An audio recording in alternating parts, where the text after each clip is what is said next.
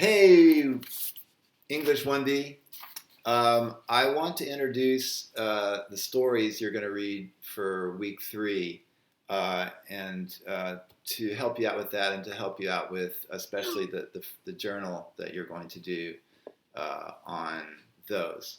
So um, I'll put the PDFs should be there in the module for week three.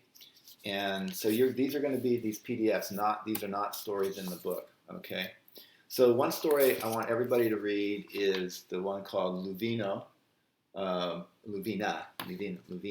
Juan Rulfo, and a Mexican writer who wrote mostly in the 50s and the 60s. So let me just say a little bit about this story, okay?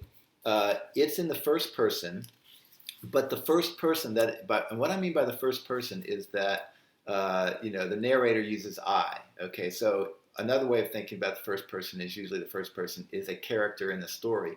So when we think about the natural narratives that we read that Labov used, the one about the bird hunting and the fight story, those are also both first person narratives, right?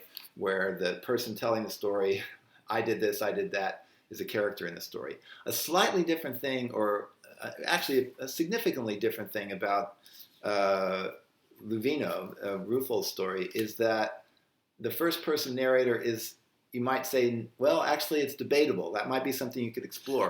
I was going to say that he's not the main character of the story. It says I, but then when we get into the story, we have a story in a story because he's somewhere, and I'm not sure we know where. They're like at a little corner store or a tavern or something, somewhere in Mexico, and the narrator, our narrator, the outer narrator, then starts listening to this other guy talking, and the other guy talking does most of the talking all the way through the story. By the way, you want to be careful to know who's talking. Whenever it's the other guy talking, who in a sense is telling the main story, you could say, it'll have the quotes, right? The quote marks. But yeah. So be aware of that, And notice, by the way, that they don't put closed quotes at the end of a paragraph, but if a new paragraph starts, there'll be a quote again to let you know you're still talking, the same guy's talking. So we have a story in a story. A guy telling us about meeting another guy who tells the story. And so that's one thing to be aware of.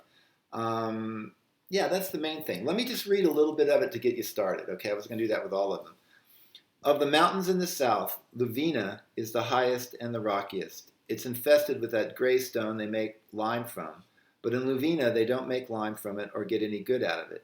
They call it crude stone there, and the hill that climbs up toward Luvina they call the crude stone hill. The sun and the air have taken it on themselves to make it crumble away, so that the earth around there is always white and brilliant, as if it were always sparkling with the morning dew. Though this is just pure talk. Because in Luvina the days are cold as the nights, and the dew thickens in the sky before it can fall to the earth. I would say here, one thing to see is you could say this is the orientation, perhaps. It also suggests that maybe the setting of the story is almost a character, that this place, Luvina, is almost a character in the story, even though it's a place and not a person. Something to think about. And the ground is steep and slashed on all sides by deep barrancas, so deep you can't make out the bottom. They say in Luvina that one's dreams come up from those barrancas, but the only thing I've seen come up out of them was the wind, whistling as if down below they had squeezed it into reed pipes.